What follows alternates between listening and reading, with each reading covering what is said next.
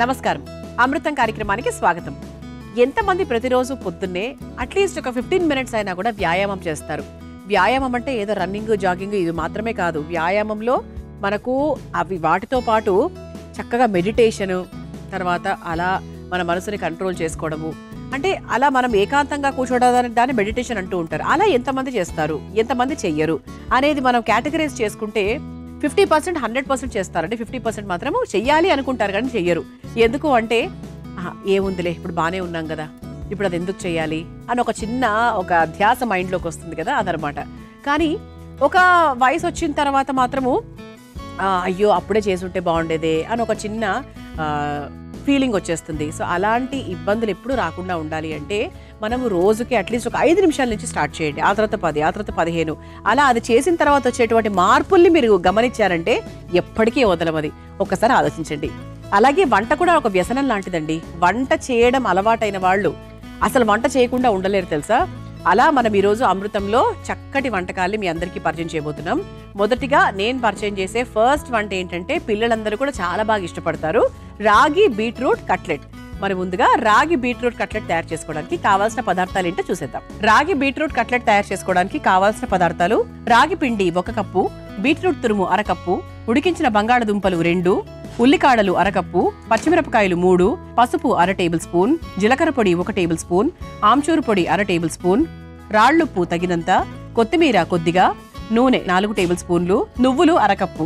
రాగి beetroot cutlet తయారు చేసుకోవడానికి కావాల్సిన పదార్థాలన్నీ కూడా రెడీగా ఉన్నాయి. ఇక్కడ మనం రాగి పిండి అలాగే బీట్రూట్ తురుము ఈ రెండింటిని కూడా చాలా మెయిన్ ఇంగ్రీడియంట్స్ గా తీసుకుంటున్నాం ఈ కట్లెట్లో. అయితే రాగులు అనేవి బెస్ట్ సోర్స్ అనమాట. అంటే జీర్ణాశయానికి అద్భుతంగా పనిచేస్తాయి. కడుపులో ఏదైనా గ్యాస్, అజీర్తి, బ్లోటింగ్ ఎటువంటి ఇబ్బందులు ఉన్నా కూడా రాగి జావా, రాగితో ఏది తీసుకున్నా కూడా చాలా వరకు కంట్రోల్ అయిపోతూ ఉంటాయి తెలుసా. అంటే దానివల్ల కొత్తగా అరైజ్ అయ్యే ప్రాబ్లమ్స్ కూడా ఏమీ ఉండవు. ఆ తర్వాత ఇది మనకు ఎర్ర రక్త కణాలు పెంపొందడానికి చాలా బాగా సహాయపడుతుంది. ఇందులో ఐరన్ కంటెంట్ కూడా ఎక్కువగా ఉంటుంది కాబట్టి మనకి బ్లడ్ ప్రాబ్లమ్స్ ఉన్న వాళ్ళు, బ్లడ్ లాస్ అయిన వాళ్ళకి చాలా ఎక్కువగా ఇస్తూ ఉంటారు. అలాగే నరాల బలహీనత ఉన్న వాళ్ళకి కూడా మనకు రాగి పిండి చాలా బాగా ఉపయోగపడుతుంది తెలుసా. అంతేకాకుండా ఇందులో యాంటీ ఆక్సిడెంట్స్ కూడా అధికంగా ఉంటాయి. అంతేకాకుండా మనకు బీట్రూట్లో చూసుకున్నా కూడా ఇంచుమించుగా ఇవన్నీ కూడా బీట్రూట్లో ఉంటాయండి. మంచి జీర్ణాశయానికి చాలా మంచిది, బ్లడ్ చాలా బాగా ఇంప్రూవ్ అవుతుంది, రోగనిరోధక శక్తి బాగా పెరుగుతుంది. వర్కౌట్కి వెళ్ళిన తర్వాత బీట్రూట్ జ్యూస్ చాలా మంది తాగుతూ ఉంటారు, కొంతమంది వర్కౌట్కి వెళ్లే ముందు కూడా తాగుతూ ఉంటారు. అలా మనకి ఇన్స్టెంట్ ఎనర్జీని ఇవ్వడానికి, శక్తిని ఇవ్వడానికి అన్ని విధాలుగా మనకు బీట్రూట్ కూడా చాలా బాగా సహాయం చేస్తుంది. ఇలా మనకు రాగి పిండి, బీట్రూట్, అందులో మనం మిక్స్ చేస్తున్నాం బంగాళదుంప. ఈ మూడింటిని మిక్స్ చేసి మనం చక్కగా చాలా సులభంగా ఎక్కువ పదార్థాలు ఉపయోగించకుండా మనం కట్లెట్ తయారు చేయబోతున్నాం. ఫస్ట్ ఒక మిక్సింగ్ బౌల్ తీసుకుందాం. ఉడకబెట్టినటువంటి బంగాళదుంపలు ఒక 3 తీసుకుందాం. ఇది ఒకసారి మ్యాష్ చేసేసుకుందాం.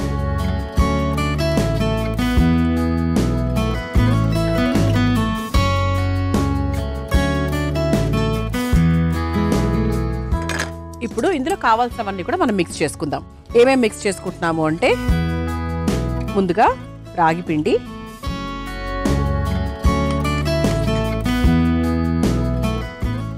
ఆ తర్వాత బీట్రూట్ తురుము,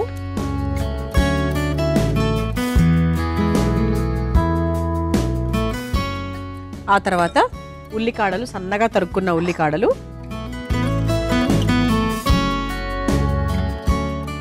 ఆ తర్వాత కాస్త పసుపు, అంటే పసుపుతో ఒక మంచి రంగు వస్తుంది కదా. ఆ తర్వాత కాస్త ఆమ్చూరు పొడి, కొంచెం మన కట్టా మీటగా ఆ రుచి రావడానికి ఆమ్చూరు పొడి. పిల్లల పాయింట్ ఆఫ్ వ్యూ కూడా మనం చేస్తూ ఉంటాం కదా. కట్లెట్స్ అనగానే ఫస్ట్ గుర్తొచ్చేది వాళ్ళే, అందుకే వాళ్ళు గుర్తొస్తారు కాబట్టే నేను నువ్వులు కూడా 100% డైట్లో నేను కూడా వేస్తూ ఉంటాను. మీరు కూడా వెయ్యండి, ఎటువంటి వంటలో అయినా కూడా నువ్వులు యాడ్ చేయండి. ఆ తర్వాత కాస్త జీలకర్ర పొడి, ఆ తర్వాత పచ్చిమిరపకాయ ముక్కలు,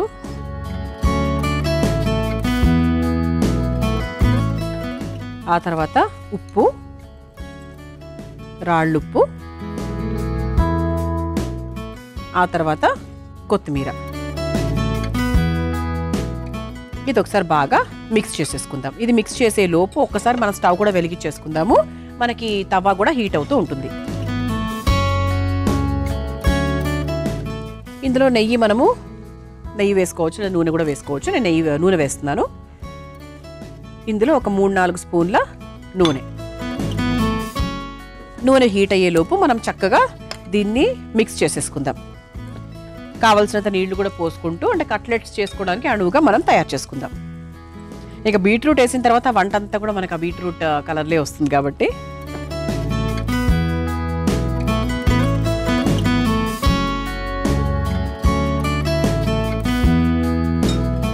ఒకసారి బాగా మిక్స్ చేసుకోవాలి.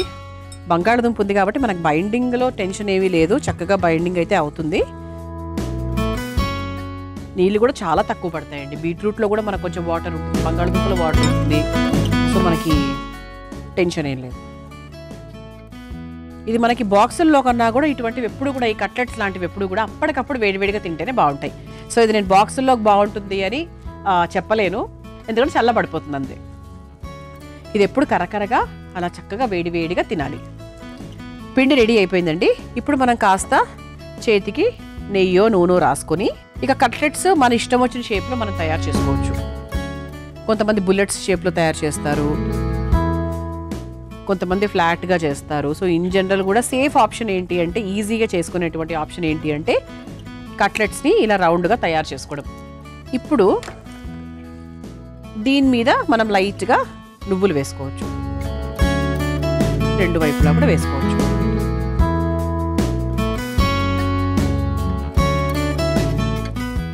ఇలా తయారైన కట్లెట్స్ని చక్కగా ఆయిల్లో వేసుకొని షాలో ఫ్రై చేసేసుకుందాం. ఇంకొకటి కూడా చూపిస్తున్నానండి, ఒకసారి చూడండి.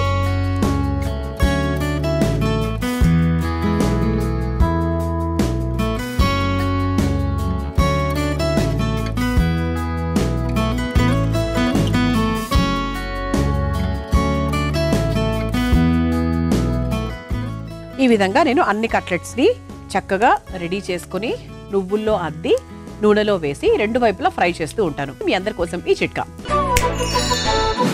ఈరోజు ఉలవచారు ఉపయోగాల గురించి మాట్లాడుకుందాం. ఉలవచారుని తరచూ తీసుకుంటూ ఉండడం వల్ల మనకు గ్యాస్, అల్సర్ సమస్యలు రావు, కిడ్నీ స్టోన్స్ తగ్గుతాయి, కీళ్ల నొప్పులు తగ్గుతాయి, అలాగే పొట్ట కూడా పెరగకుండా ఉంటుంది. మరికెందుకు ఆలస్యం, ఉలవచారుని రెగ్యులర్గా తింటాం మొదలు పెట్టేయండి. మనం చక్కగా రాగి పిండి, బీట్రూట్ కావాల్సినవన్నీ కూడా వేసుకొని, ఇదిగోండి ఇలా కట్లెట్స్ లాగా వేసుకొని నువ్వులు కూడా లైట్గా అద్దుకున్నాం. చూసారా, ఇలా రెండు వైపులా చక్కగా కాల్చేసుకున్నాము. ఇదిగోండి రెండు వైపులా చాలా ఫాస్ట్గా కాలిపోయింది కూడా. ఇక స్టవ్ ఆఫ్ చేసేసుకొని సర్వింగ్ ప్లేట్లోకి తీసేసుకుందాం. ఇది పిల్లలందరికీ బాగా ఇష్టం కాబట్టి చక్కగా మన ప్లేట్ కూడా పిల్లలకి సంబంధించే ఉందండి.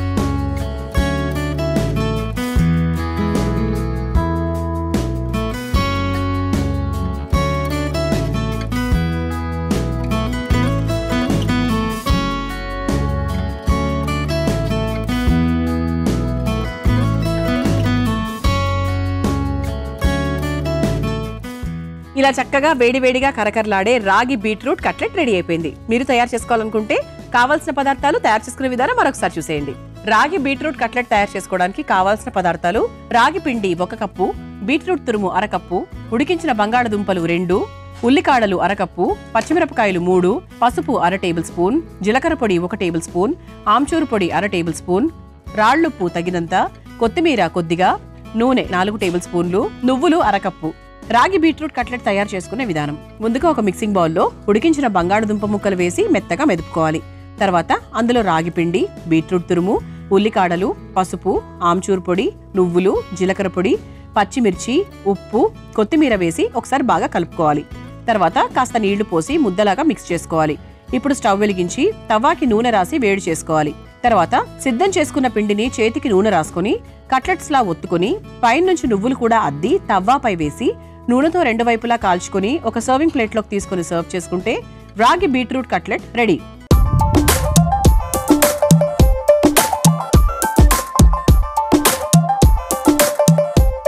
చూసారు కదా రాగి బీట్రూట్ కట్లెట్ ఎంత సులభంగా తయారు చేసుకోవచ్చో. రుచి చూసి ఎలా ఉందో చెప్తాను.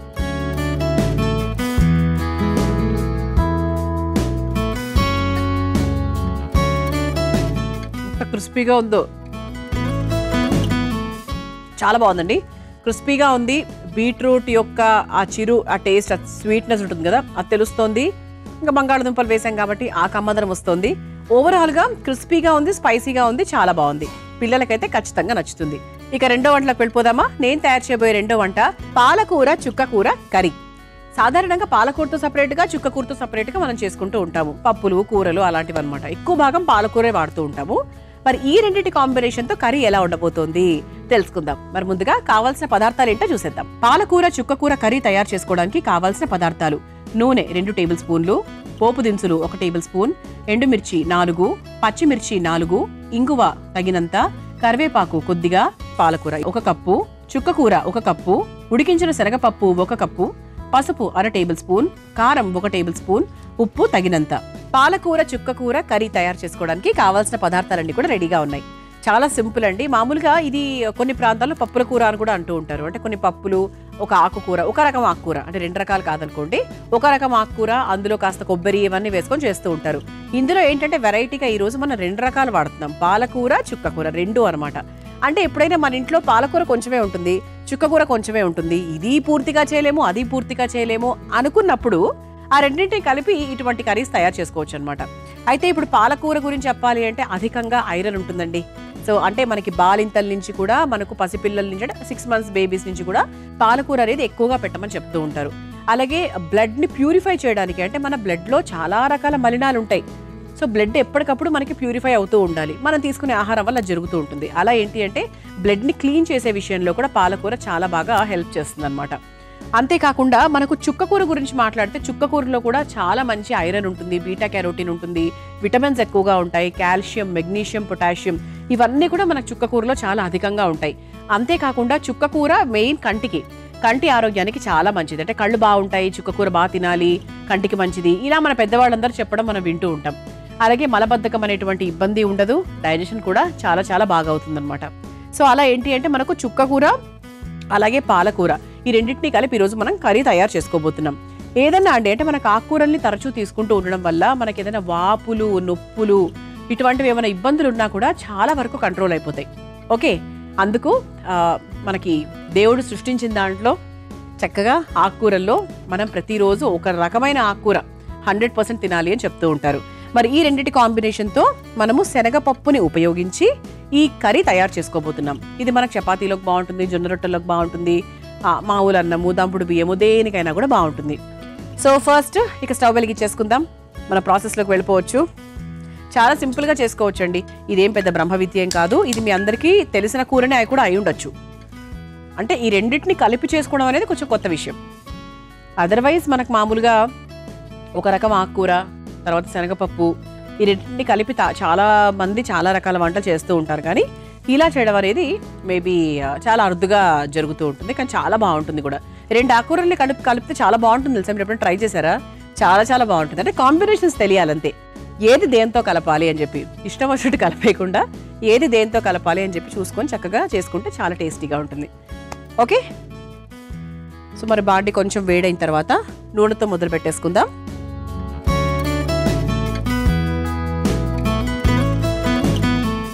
ముందుగా ఒక 2-3 స్పూన్ల నూనె. ఎందుకు కొంచెం ఎక్కువ వేసాను అంటే ఎక్కువేం కాదు, లైక్ మీడియంగా, ఇంతకన్నా తక్కువ వేస్తాను అప్పుడప్పుడు. ఎందుకు వేసానంటే మనం ఆకుకూరల్ని చక్కగా వేయించుకోవాలి కాబట్టి. బాగా ఆకుకూరలు వేగితేనే కూర రుచి బాగుంటుంది. కొంచెం నూనె లైట్గా హీట్ అవ్వాలి. మన కంచు పాత్రలు ఏంటి అంటే హీట్ అవ్వడానికి ఒక పిసరు, ఒక 1/2 minute లేట్ అవ్వచ్చు, కానీ ఆ వేడి మాత్రం దిగడం చాలా చాలా కష్టం. సో చాలామంది కంచు పాత్రలకి షిఫ్ట్ అయ్యారని చెప్తూ ఉంటారు నాకు. అమృతం ప్రోగ్రామ్ చూసి షిఫ్ట్ అయ్యాము, చాలా బాగుంటున్నాయి టేస్ట్ అని చెప్పి. బాగుంటాయండి, చాలా చాలా బాగుంటాయి. నిజం కూడా చెప్తున్నాను, కడగడానికి కాస్త ఇబ్బందికరంగా ఉంటుంది, చాలా వేడిగా ఉంటుంది, అదొక్కటే తప్ప రుచి చాలా బాగుంటుంది. నూనె కాస్త వేడైన తర్వాత ముందుగా పోపు దినుసులు వేసేసుకుందాం. దీనికి పోపు కూడా మనం చక్కగా వేసుకోవాలి, టేస్టీగా ఉంటుంది. ఆ తర్వాత కాస్త ఇంగువ, అలాగే ఎండుమిరపకాయలు, ఇది ఒకసారి వేయించేసుకుందాం. ఆ తర్వాత కాస్త పసుపు, చాలా తక్కువ పదార్థాలండి, ఎక్కువ ఏవి లేవు, చాలా సింపుల్గా చేసేసుకోవచ్చు. ఆ తర్వాత పచ్చిమిరపకాయలు, ఇవి ఒకసారి వేయించేసుకుందాం. ఆ తర్వాత ఇందులో కరివేపాకు వేసేసుకుందాం. కరివేపాకు వేసుకొని సో ఏది ముందు వేసుకున్నా ఏ తర్వాత వేసుకున్నా కూడా పెద్ద డిఫరెన్స్ ఏం పడదండి. మీరు పాలకూర ముందు వేసుకోవచ్చు, లేకపోతే చుక్కకూర ముందు వేసుకోవచ్చు, మీ ఇష్టం. ముందుగా నేను పాలకూర వేసేస్తున్నాను. ఓకేనా? సన్నగా తరుక్కున్నటువంటి పాలకూర ఇలా చక్కగా కట్ చేసి పెట్టుకున్నాము. పాలకూర ఇది ఒకసారి ఒక్క నిమిషం వేయించుకున్నాక చుక్కకూర వేసుకుందాం.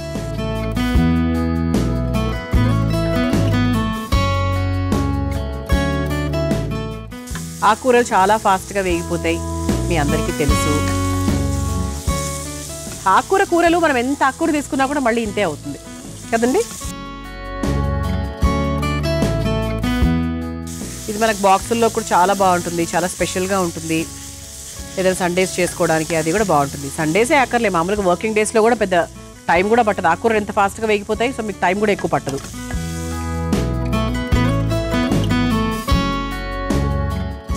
ఓకే, ఇది కొంచెం మనకు వేగిన చూసారా. ఇప్పుడు 1 కప్పు చుక్కకూర, సేమ్ క్వాంటిటీలో నేను చుక్కకూర కూడా వేస్తున్నాను. చుక్కకూర కాస్త పులుపు ఉంటుంది కదా, లైట్ పులుపు ఉంటుంది. మనకి ఏంటి అంటే బేసిక్గా చింతపండు వేసుకునే అవసరం కూడా ఉండదు. మనకు ఆ చుక్కకూర ఆ పులుపుదనం సరిపోతుంది.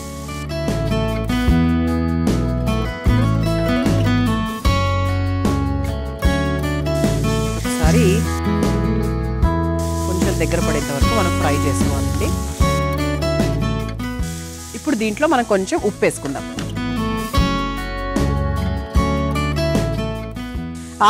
కూరల్లో ఉప్పు కొంచెం తక్కువే వేసుకోవాలి, ఎందుకంటే బాగా తీసుకుంటుంది, అది బాగా లాగుతుంది. కాబట్టి ఎక్కువ వేసేసుకుంటే చాలా ఉప్పు అయిపోతుంది. మామూలుగా వేసుకునే దాని మీద ఒక్క పిసరు తక్కువ వేసుకోవాలి.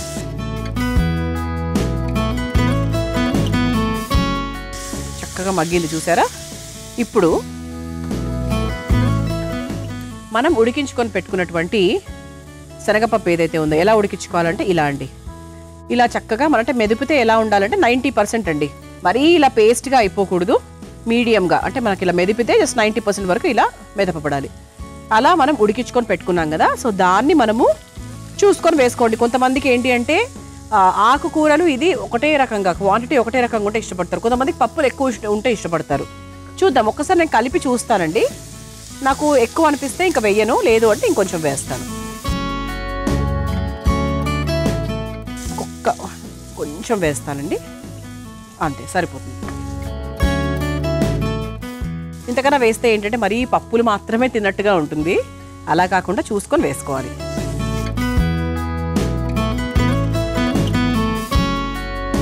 ఓకే, ఇప్పుడు ఇందులో కాస్త కారం కూడా వేసేసుకుందాం. ఇంతకు పచ్చిమిరపకాయలు వేసుకున్నాం కదా, దానికి తోడు కాస్త కారం వేసుకొని ఒక్క పిసర్ మన నీళ్లు కూడా పోసుకోవచ్చండి. 2 స్పూన్స్ వాటర్.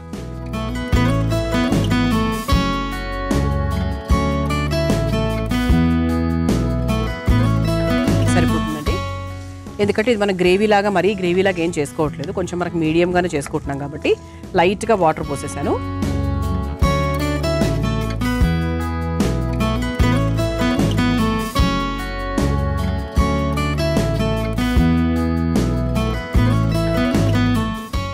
చూసారు కదా, చక్కగా కారం వేసేసాను, కొంచెం నీళ్లు కూడా పోసేసాను. ఇది ఒక 5 నిమిషాల పాటు ఇలా వదిలేస్తే ఏంటి అంటే మనం ఆ 90% వరకు ఉడికించుకున్న ఆ శనగపప్పు ఏదైతే ఉందో అది కొంచెం మనకు మెత్తబడుతుంది.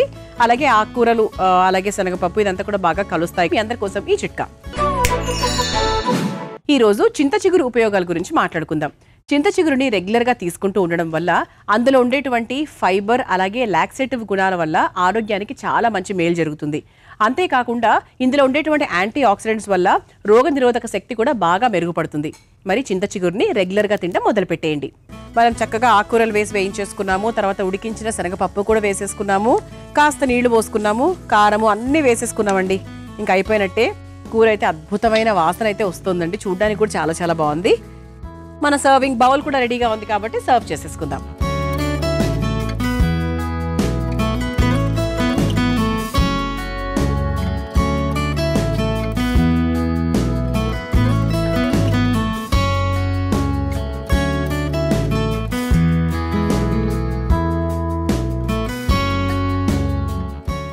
ఇలా చక్కగా వేడివేడిగా ఆరోగ్యకరమైన సాత్వికమైన 100% చెప్పగలండి మన పాలకూర చుక్కకూర కర్రీ రెడీ అయిపోయింది. దీన్ని మీరు తయారు చేసుకోవాలనుకుంటే కావాల్సిన పదార్థాలు, తయారు చేసుకునే విధానం మరొకసారి చూసేయండి. పాలకూర చుక్కకూర కర్రీ తయారు చేసుకోవడానికి కావాల్సిన పదార్థాలు: నూనె 2 టేబుల్ స్పూన్లు, పోపు దినుసులు 1 టేబుల్ స్పూన్, ఎండుమిర్చి 4, పచ్చిమిర్చి 4, ఇంగువ తగినంత, కరివేపాకు కొద్దిగా, పాలకూర 1 కప్పు, చుక్కకూర 1 కప్పు, ఉడికించిన శనగపప్పు 1 కప్పు, పసుపు 1/2 టేబుల్ స్పూన్, కారం 1 టేబుల్ స్పూన్, ఉప్పు తగినంత. పాలకూర చుక్కకూర కర్రీ తయారు చేసుకునే విధానం: ముందుగా స్టవ్ వెలిగించి బాండీలో నూనె వేసి వేడి చేసుకోవాలి. ఆ తర్వాత పోపు దినుసులు, ఇంగువ, ఎండుమిరపకాయలు, పసుపు, పచ్చిమిర్చి, కరివేపాకు, తరిగిన పాలకూర, తరిగిన చుక్కకూర, సరిపడ ఉప్పు వేసి మగ్గించుకోవాలి. తర్వాత అందులో ఉడికించుకున్న పచ్చిశనగపప్పు, కారం వేసి కొద్దిగా నీళ్లు పోసి కలిపి మగ్గించుకోవాలి. చివరిగా ఒక సర్వింగ్ బౌల్లోకి తీసుకుని సర్వ్ చేసుకుంటే పాలకూర చుక్కకూర కర్రీ రెడీ.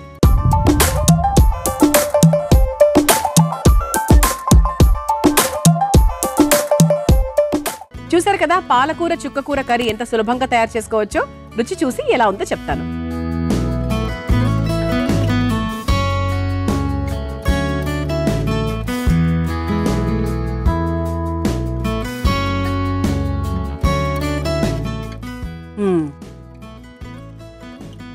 చాలా బాగుందండి. అంటే మనకు తిన్న తర్వాత ఫస్ట్ వచ్చే టేస్ట్ ఏంటి అంటే మనకు కారం అన్నమాట.